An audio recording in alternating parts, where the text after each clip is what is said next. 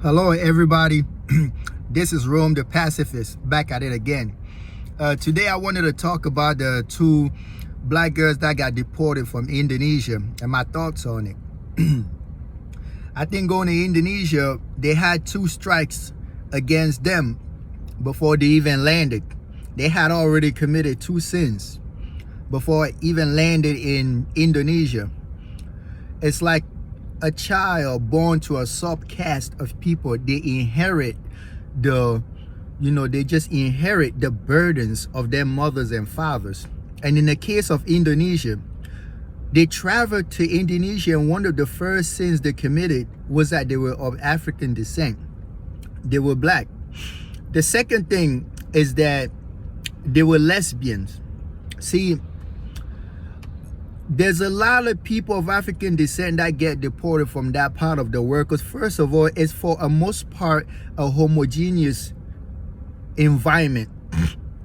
And the reason why people of European descent can walk around there and do as they please is, see, those of European descent manage to gain their privilege through force. And those of African descent have not managed to do that yet.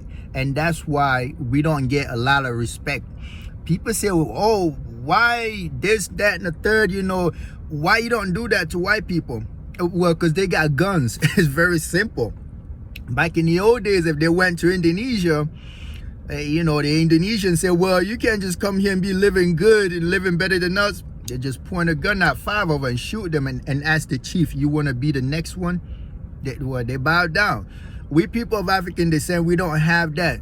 And there's not a sense of respect for those of African descent to that extent.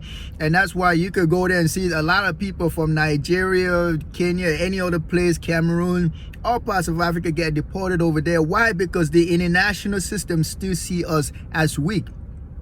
I get tired of when a black woman goes abroad and get mistreated and other black men jump in and talk shit against her. No, when your people struggle abroad, bring them home.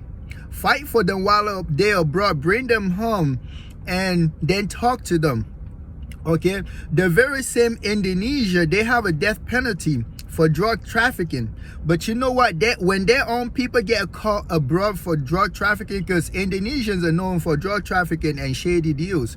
I mean, it is a beautiful country. It got islands and stuff like that. But for me, really, people of African descent going to these part of the world, I feel like they could get a much better deals in Africa. Like, Africa is where you can run your mouth as a black person and people still like kind of laugh it around. Like our Kathy in the Gambia, nothing happened to her.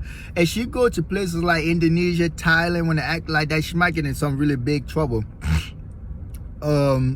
So yeah, these countries were not really hardwired for those of African descent to live good. And that's why you see people from Africa, when they go there to Southeast Asia and start doing good, people accuse them of selling drugs. Excuse me. People accuse them of doing prostitution, this, that, and the third. These cultures, they're not set up for people of African descent to do good. As far as they're concerned, you should come and be at the bottom of the caste and be sweeping shit off the street. So when you go there as a black person, all of a sudden you're doing so good. And I'm not saying Indonesians are bad people, but it's like their subconscious tell them, well, this is not okay. It's not supposed to be like that. They're supposed to be working for us.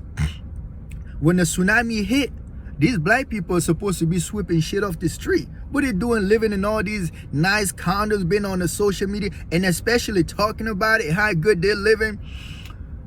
It just hit their nerve in a certain way. And it's not because Indonesian people are evil or mad and this, that, and the third. They get racism. They themselves get racism from other Asians. Asia is a big continent.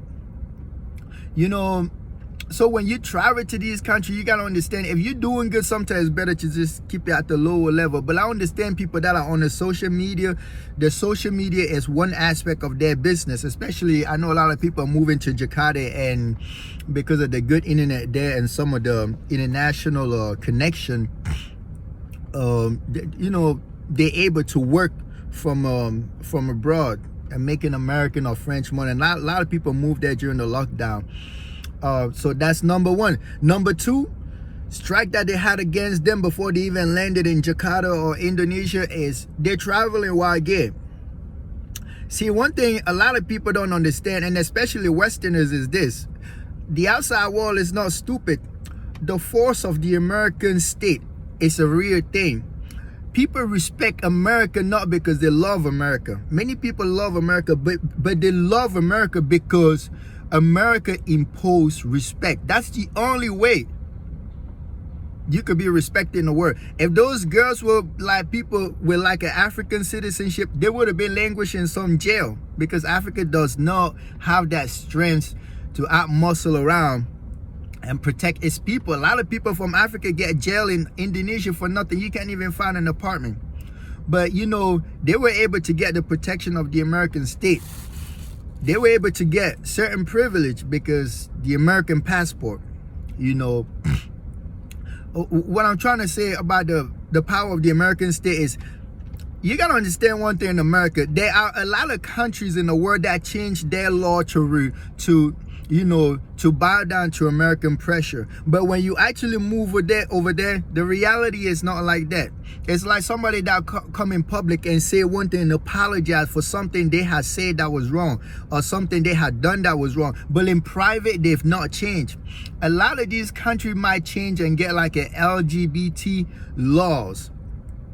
Okay, they might change and get LGBT friendly laws, but in practice, when you go over there, you better not dare talk about you a dude fucking another dude, you a girl eating another girl pussy. Man, you gotta take that shit maybe to San Francisco. They're not gonna accept that. It's just fact, and it's nothing against the LGBT community. I just want people to watch out for where to go. Indonesia is the biggest Muslim country in the world. It's the largest Muslim country in the world. And homosexuality does not go very easily with that culture. So even though they say Indonesia has LGBT friendly laws, the reality is that if you go over there and start talking about your LGBT lifestyle, or you walking around holding hands with another girl, it's not going to be looked at the good with the general cultural react. And as you can see, the first reaction did not come from the Indonesian state, because their position is maybe not pro-LGBT, but LGBT tolerant. The reaction came from the general public. Number one, these guys, they're foreigners, they're black, and they're doing so good living a gay lifestyle in Jakarta. They wouldn't have appreciated that. So that's my opinion of the whole thing. But I also gotta say this, man. I'm not Jesus. I believe in diversity, but I believe, like, if you strike my people, I strike back. People say, I see Indonesian posting out there that she was living better than the local. Fuck out of here, dog. Fuck out of here. You get a lot of Indians, Chinese, Asians from all over the place that go to Africa and talk about how good they're doing. Africans got no problem with that. They're allowed to do that. A lot of them are living better than Africans. So I don't understand why all of a sudden when people of African descent and go to another country, they're doing good, and people catch feelings. You know what I'm saying? People catch feelings all the time. There's a lot of Indians. You go to Kenya, you go to Senegal, you go to Tanzania, they're living good. To me, Indians don't look any different from Indonesian. I'm sure there's Indonesians over there with their, what's the name of that oil company they have? I think it's called Petrobras. It's a real big company. They got like a twin tower there in Jakarta. I mean, they're moving around, they're selling their oil to African nation. Their people move over there, and they might show how they're living in a mansion, and I don't see anything wrong with it. You know, but I feel like, this is how I feel about diversity, okay? I will accept people from countries that treat my people good. But like, it's a strike versus strike. If you're going to be out there, wherever it is, India, China, the Middle East, and you treating people of African descent wrong, I feel like it would be wrong for African nation to accept your people in Africa. It should not happen. I'm that type of a dude. When I love what I love hard. But you can't be out there. I kind of condemn the black dude that went there trying to condemn the young ladies. No. When your women are abroad, you protect them first. Let them come home, and then you could talk to them. Your brothers are abroad, they're in danger. You protect them, let them come home. That's why you see a lot of time America does everything so that its citizens are not convicted and locked up abroad. Because when that happened, it's a strike against the American identity, the American majesty. It's the same thing when a black dude get roughed up in some little country and get locked up. It's a strike against the status of the black ethnicity. So what black people should have done was stick out for those sisters until they get home. But I'm seeing here on the social media, people talk about, oh, she was out there abroad tricking. Let me tell you, if a white lady was to get locked up in Indonesia, guess what? The white race will have stood out for her and then bring her home and said, no, you know, when you over there, you don't do like that. Well, obviously, we all know that white people going to Indonesia doing the same. Well, they're doing it right now. Indonesians are not going to say anything because white people are powerful. All white nations got to do is push a little button. There's sanctions against Indonesia. No more money. That's power. So anyways, my opinion of that is like this trend of Asians trying to like rough up Africans in their country and say it got nothing to do with race. I feel like we in Africa gotta have that relations with certain countries where there's just no people-to-people relations. We could do business. We could buy Indonesian oil and they could buy African steel or whatever they're buying, but no people-to-people reaction. I feel the same way about nations like India. I feel the same way about nations like Lebanon, a lot of these Middle Eastern countries. I believe it should be illegal for any African women to move over there for a better life, because there's no better life there for them. So if we want to do business, let's do business to business, no people to people. Certain people were not meant to get along. And again, there's no feelings against those people. If they actually prove that they can treat those of our ancestry good, they're welcome to do business with Africa. Because right now we have this Pan-African identity in the global world because we need that to protect our identity, and there's really nothing against any other race. You know, I'm just tired of seeing our people go anywhere around the world and get roughed up. It's not supposed to be like that.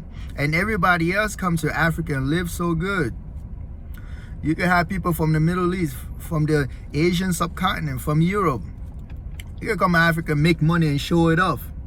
You know, I don't understand why there should be a double standard when somebody of African descent go to Indonesia, India, China, and so on and so forth, the Middle East, and they have to like bow down and live a dirty life. No, that shit ain't gotta happen. So that's my own opinion. Again, I don't know everything about what they were up to, but I would say if they were going to Indonesia and really trying to flunk the LGBT lifestyle, excuse me, it would have put them, it made them vulnerable. Because even if it was in an African country, it would have made them vulnerable. But again, I didn't follow them enough. I just read certain things and I watched some videos, and that go and it kind of like coincides with what I've seen going on over there. Like I heard like 80 Nigerians got deported. I mean, they get roughed up and get thrown in these jail and get deported. Why? They say because they threw money at the pastor.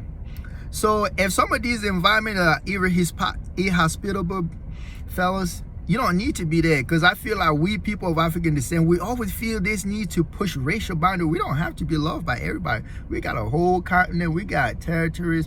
We could create good industrial platforms and good cultural platforms in this part of the world. You know, so that's what I gotta say. No hate to Indonesia, no hate to nobody, but I just believe that there's a mechanism through which we have to work to make life easy, you know, for our people around the world. Protect your own while they're vulnerable and talk to them later. With that, I'm your puppy. What was I gonna say? I forgot. I'm your dog, not your puppy.